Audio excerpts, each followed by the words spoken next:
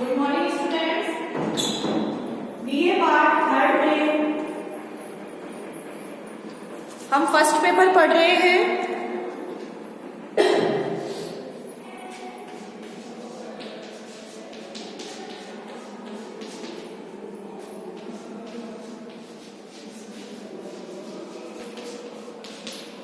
और हमारा टॉपिक चल रहा है कार्ल मार्क्स। कार्ल मार्क्स के हमने दो विचार पढ़ लिए हैं, दो सिद्धांत थे इसके। एक तो दंतात्मक भौतिकवाद पढ़ा है, एक हमने इतिहास की आर्थिक व्याख्या पढ़ लिया है। अब जो तीसरा सिद्धांत है इसका कार्ल मार्क्स का, वो है वर्ग संघर्ष का सिद्धांत। कार्ल मार्क्स ने जो वर्ग संघर्ष का सिद्धांत दिया है वो भी आर्थिक तत्वों के आधार पर ही दिया है।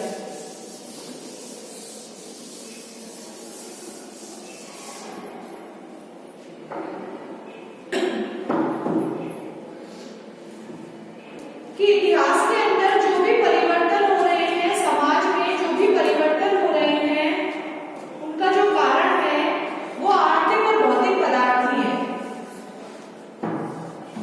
अब हम पढ़ेंगे वर्ग संघर्ष का सिद्धांत, theory of the class struggle. तीसरा सिद्धांत है इसका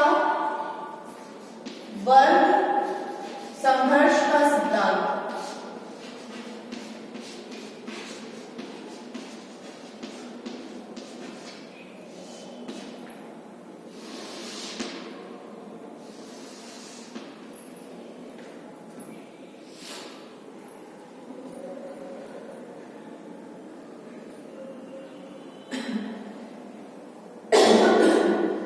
जो वेबर है, विचारकों के अनुसार मार्क्स के चिंतन में वर्ग संघर्ष की धारणा का विशिष्ट महत्व है।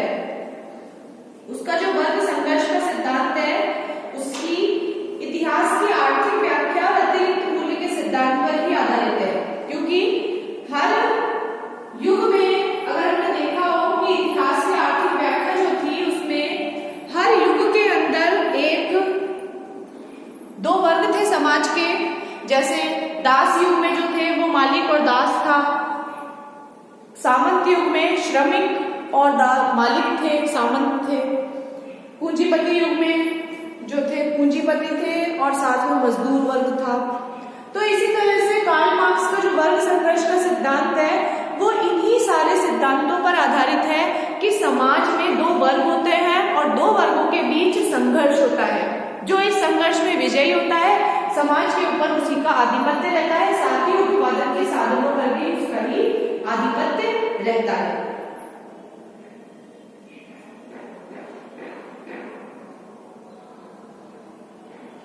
लिखिए, सेबाइन के अनुसार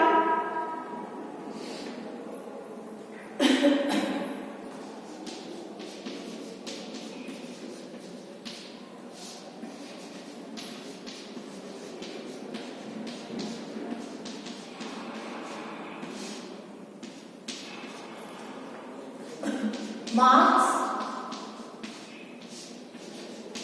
वर्ग संघर्ष को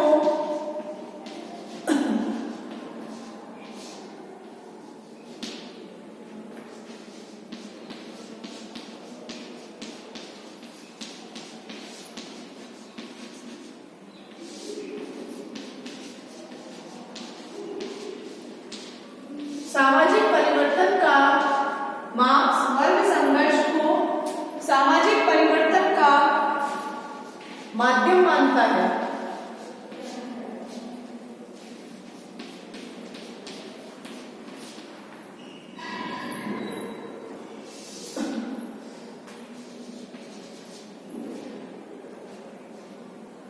और आदिकाल से अब तक के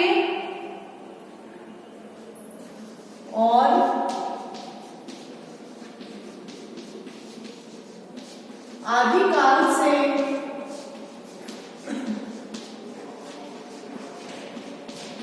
अब तक के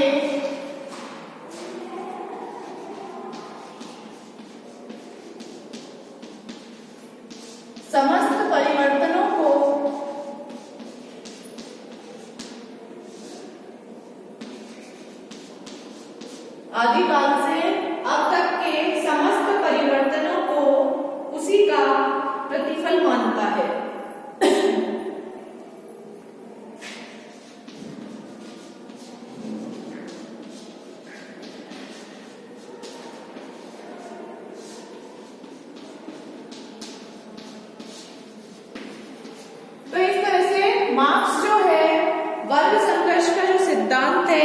उसे सामाजिक परिवर्तन का एक माध्यम मानता है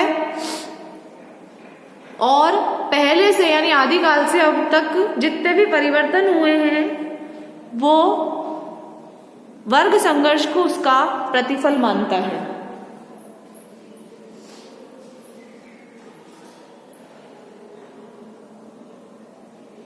वेपर के अनुसार मार्क्स के चिंतन में वर्ग संघर्ष की धारणा का विशिष्ट महत्व है।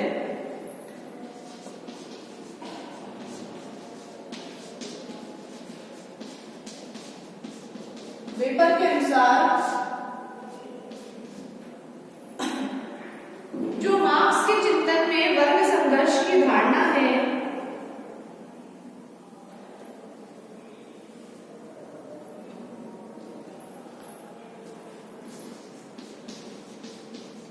मार्क्स के चिंतन में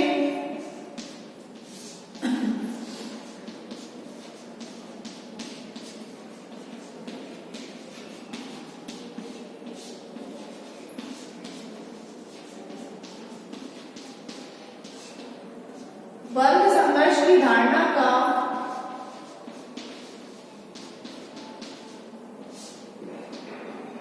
विशिष्ट महत्व है।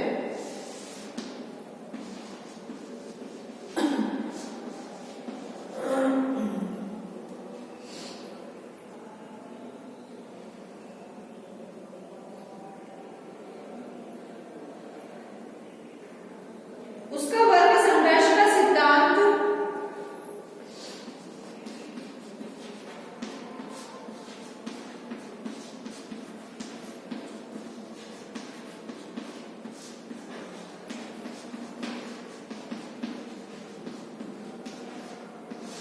उसका जो वर्ग संघर्ष का सिद्धांत जो है उसकी इतिहास की भौतिकवादी व्याख्या सिद्धांत उसकी इतिहास की भौतिकवादी व्याख्या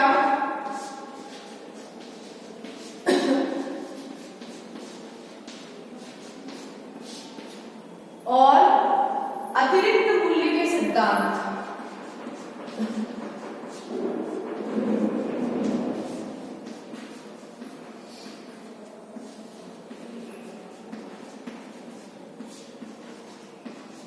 अतिरिक्त मूल्य के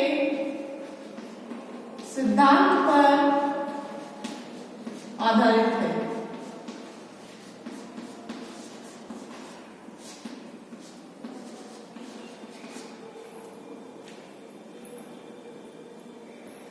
अतिरिक्त मूल्य के सिद्धांत पर आधारित है और इतिहास की भौतिकवादी व्याख्या के सिद्धांत पर ये जो वर्ग संघर्ष का सिद्धांत है ये आधारित माना जाता है। नोट कर लीजिए आप इसे। अलग अलग विचारकों ने वर्ग संघर्ष की अलग अलग परिभाषा दी है, अलग अलग तरीके बताए हैं, कारण बताए हैं मार्क्स के चिंतन में। सबसे पहले हम वर्ग और संघर्ष की डेफिनेशन समझेंगे, इसका क्या अर्थ है। तो सबसे पहले हम वर्ग का समझेंगे कि वर्ग क्या है, वर्ग से क्या तात्पर्य है।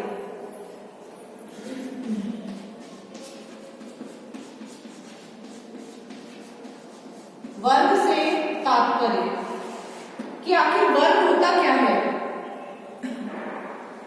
वर्ग व्यक्तियों के उस समूह को कहते हैं जो उत्पादन की किसी विशेष प्रक्रिया से संबंधित हो। वर्ग जो है व्यक्तियों के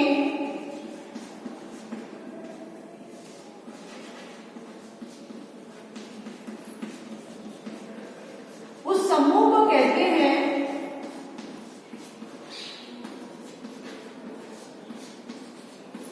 जो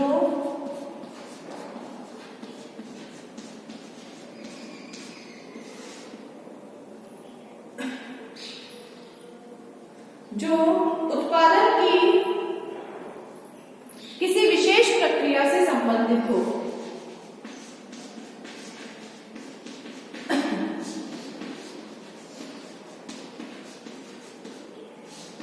किसी विशेष प्रक्रिया से संबंधित हो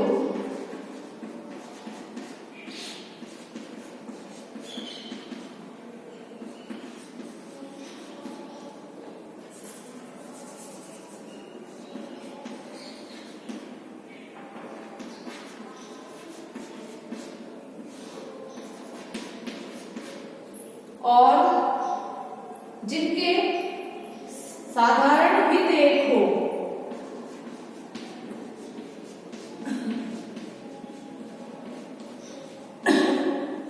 जिनके साधारण हित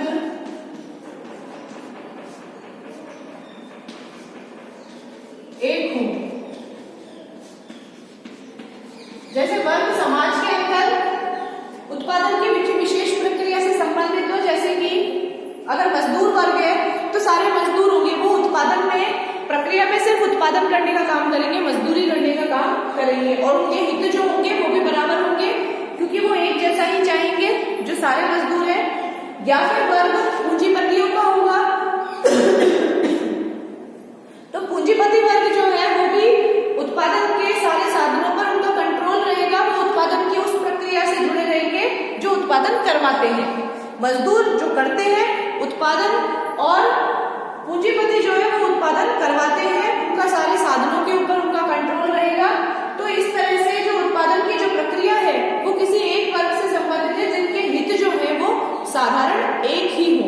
और वो कौन से हित होंगे? पूंजीपति का तो हित ये होगा कि वो ज्यादा से ज्यादा मुनाफा कमाए, और जो मजदूर वर्ग है वो ज्यादा से ज्यादा प्राप्त करे, मूल्य प्राप्त करे। तो ये है वर्ग से तात्पर्य।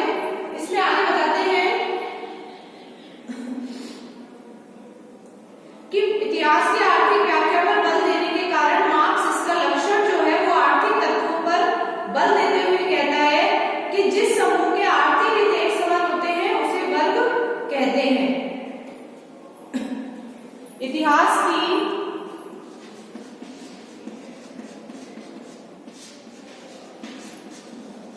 आर्थिक व्याख्या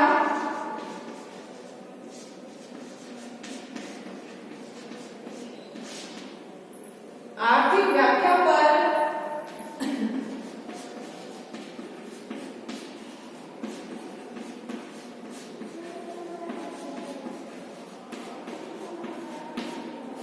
बल देने के कारण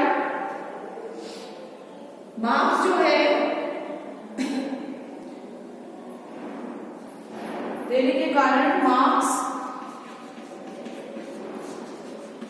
इसका लक्षण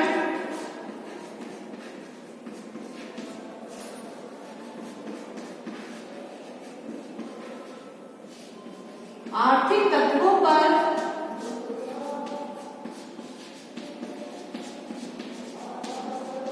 बल देने के आर्थिक तत्व बताता है।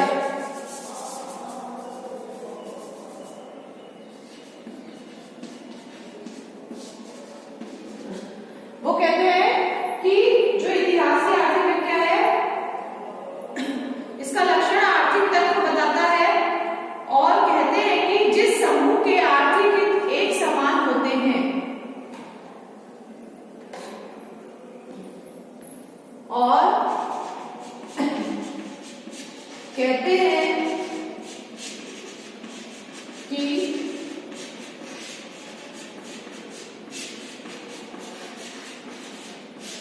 जिस समूह के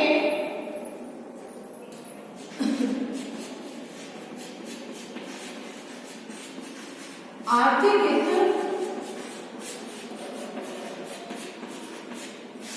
समान होते हैं उसे वर्ग कहते हैं।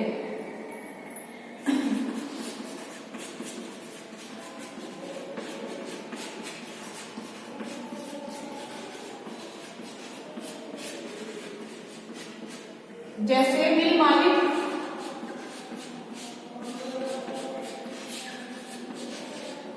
जमींदार,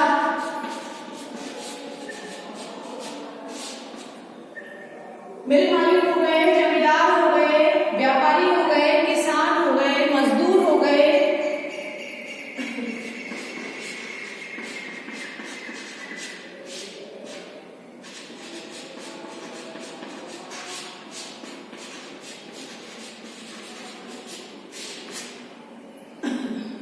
तो इस तरह से नोट कर लीजिए आप इसे, ये वर्ग हैं जो समाज के अंदर है।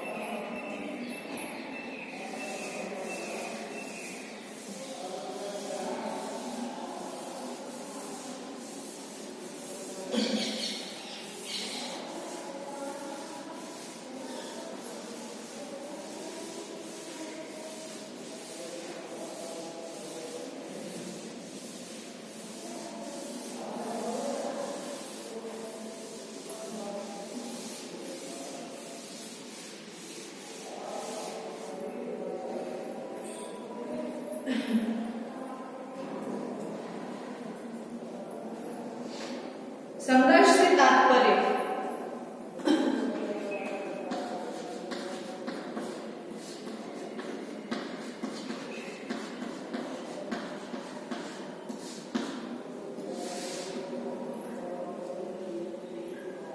संघर्ष का अर्थ केवल लड़ाई नहीं है, किंतु इसका व्यापक अर्थ असंतोष, रोष और आंशिक असहयोग है।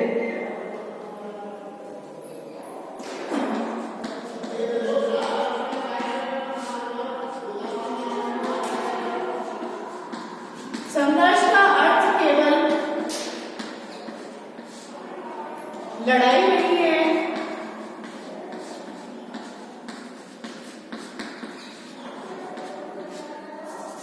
बल्कि जो आर्थिक असंतोष व्याप्त होता है वो भी संघर्ष में ही होता है, या फिर रोष होता है, आंशिक सहयोग होता है। इसका व्यापक अर्थ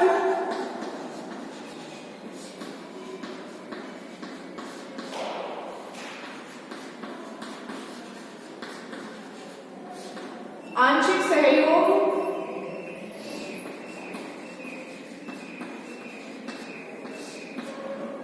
रोष व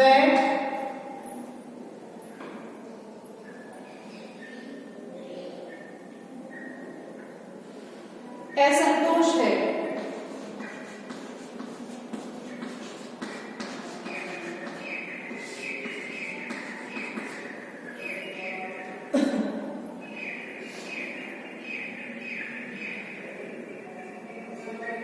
इस प्रकार मार्क्स के अनुसार संघर्ष का जो अभिप्राय ये नहीं है कि समाज में निरंतर युद्ध की स्थिति बनी रहती है, लड़ाई झगड़े होते रहते हैं, बल्कि इसका अर्थ केवल इतना है कि समाज में एक ऐसा वर्ग अवश्य होता है कि जिसकी आवश्यकताएं पूरी न होने से वो हमेशा असंतुष्ट रहता है। संघर्ष का अर्थ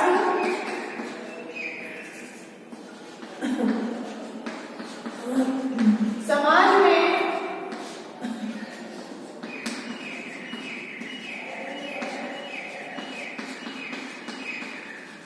युद्ध की स्थिति का होना ना होकर, युद्ध की स्थिति का होना ना होकर बल्कि यह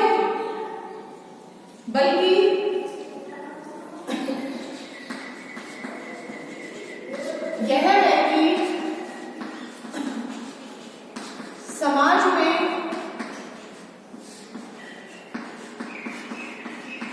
एक ऐसा वर्ग होता है जो समाज में एक ऐसा वर्ग होता है जो सर्वदा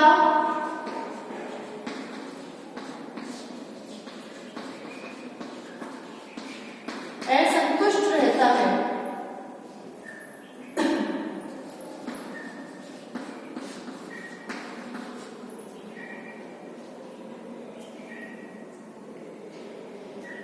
जिसकी आवश्यकताएं पूरी नहीं होती।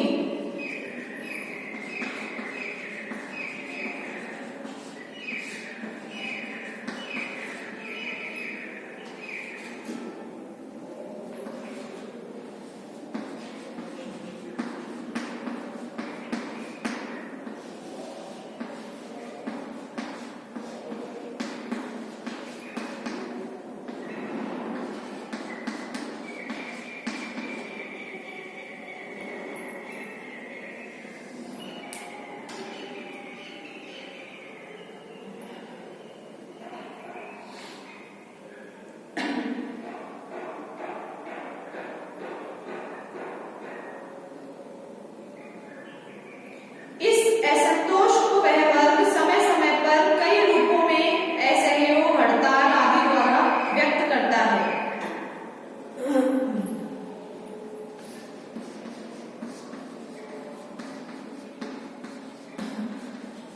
इस असंतोष को वह वर्ग हड़ताल,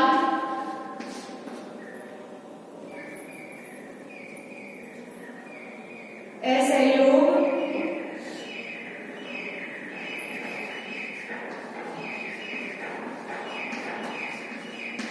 आदि रूपों में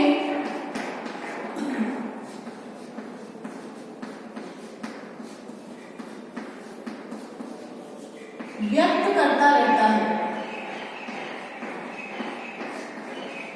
कि जो वर्ग जिसकी आवश्यकताएं पूरी नहीं हो रही है समाज में, वो वर्ग हमेशा संघर्ष की स्थिति में रहता है। और संघर्ष ये नहीं है कि वो युद्ध करता रहता है, लड़ाई करता रहता है। संघर्ष का तात्पर्य है कि उसकी आवश्यकताएं पूरी नहीं होती, इसीलिए वो हमेशा समाज के अंदर असहयोग या फिर असंतोष जो है वो व्यक्त करता रहता है।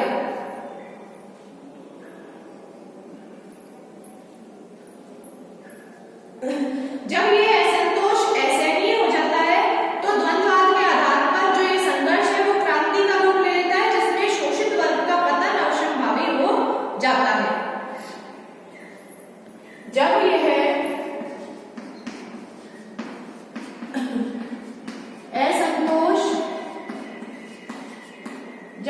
असंतोष असहनीय हो जाता है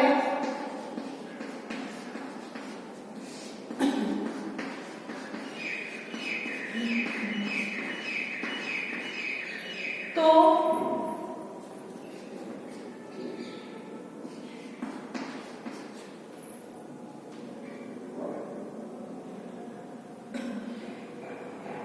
द्वंद्ववाद के आधार पर यह संघर्ष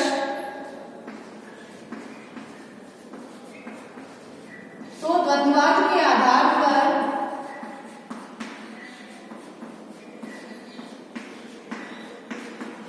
यह संघर्ष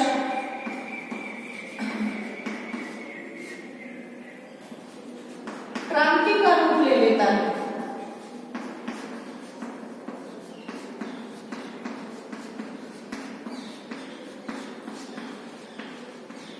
यह संघर्ष जो है वो क्रांति का रूप ले लेता है और इस क्रांति में जो शोषित वर्ग है, जो शोषण कर रहा है, उसका पतन अवश्य होता है। इस क्रांति में शोषित वर्ग का पतन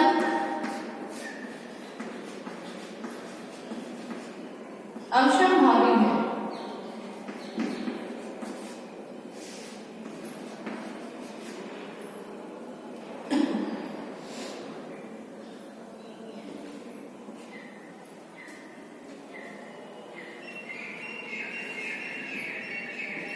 मार्क्स ये कहता है कि समाज के विकास के लिए तालमेल आवश्यक है।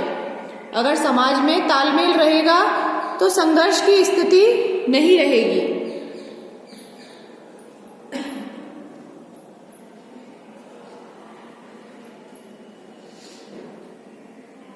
लेकिन समाज में तालमेल होता नहीं है और वर्गों के अंदर लड़ाई रहती है। वर्ग में आपसी तालमेल, सहयोग, शांतिपूर्ण सहअस्तित्व ये नहीं होता है और इसके फलस्वरूप संघर्ष होता है। और जब संघर्ष होता है तभी समाज का विकास होता है। तो मार्क्स ये कहता है कि जो समाज का विकास हो रहा है वो वर्गों के आपसी तालमेल, सहयोग और शांतिपूर्ण सहअस्तित्व के आधार पर नहीं हो रहा, बल्कि संघर्ष के परिणाम स्वरूप हो रहा है। क्योंकि आपने देखा है कि जब लड़ाई होती है, जब संघर्ष होता है, तभी समाज का विकास होता है। दो वर्ग हैं, एक वर्ग शोषण कर रहा है, एक वर्ग जिसका शोषण हो रहा है।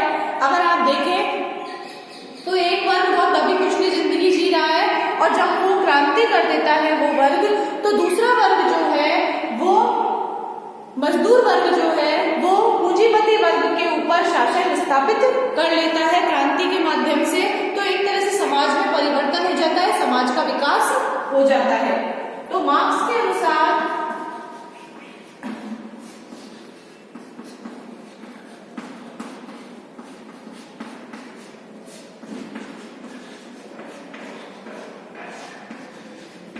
समाज का विकास, मार्क्स के अनुसार जो है वो समाज का विकास जो है वो वर्गों के आपसी तालमेल,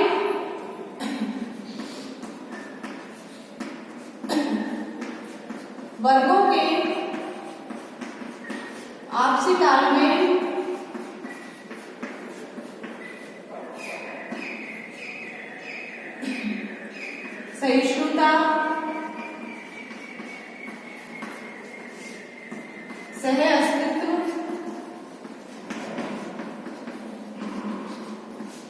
व सहयोग पर आधारित ना होकर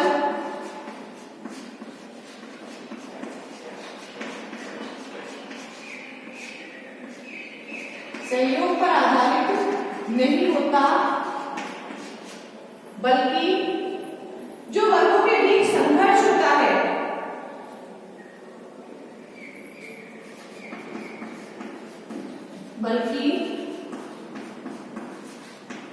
वर्गों के बीच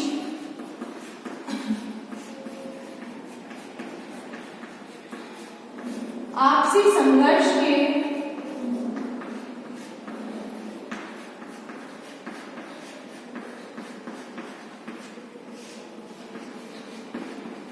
परिणाम स्वरूप होता है।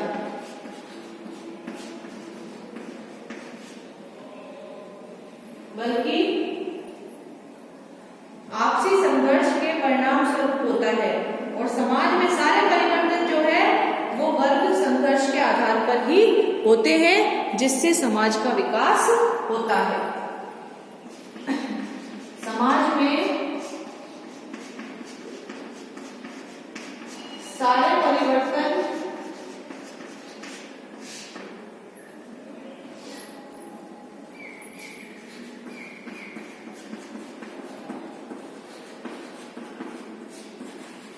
वर्ग संघर्ष के आधार पर होते हैं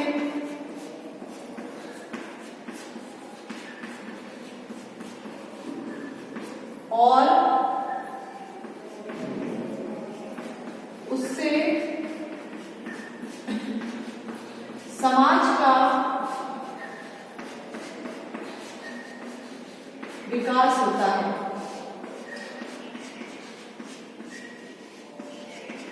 तो इस प्रकार से समाज के जो सारे परिवर्तन हैं वो वर्ग संघर्ष के आधार पर ही होते हैं।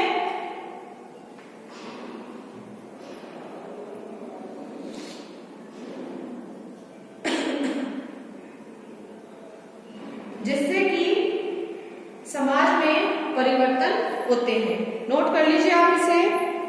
हम वर्ग संघर्ष का सिद्धांत पढ़ रहे हैं।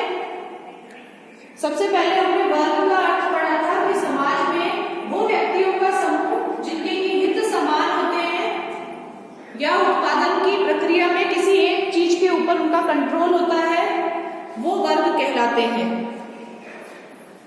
और इनमें जो संघर्ष है, संघर्ष का तात्पर्य ये है कि संघर्ष का मतलब युद्ध नहीं है, लड़ाई नहीं है समाज में कि हमेशा लड़ाई झगड़े होते रहे। संघर्ष का मतलब होता है असंतोष, असहयोग और रोष व्यक्त करना। और ये तब होता है जब समाज का एक वर्ग असंतुष्ट रहता है, उसकी आवश्यकताएं पूरी नहीं होती, इसलिए वो वर्ग हड़ताल करता रहता है, असहयोग करता रहता है शासन के साथ। और जब ये जो दर्द है, ये जो असंतोष है, ये असहनीय हो जाती है इसकी पीड़ा, तब वो क्रांति का रूप ले लेती है और वो वर्ग क्रांति कर देता है। और जो क्रांति करता है तो उसमें पतन जो होता है वो हमेशा पूंजीपति का ही होता है।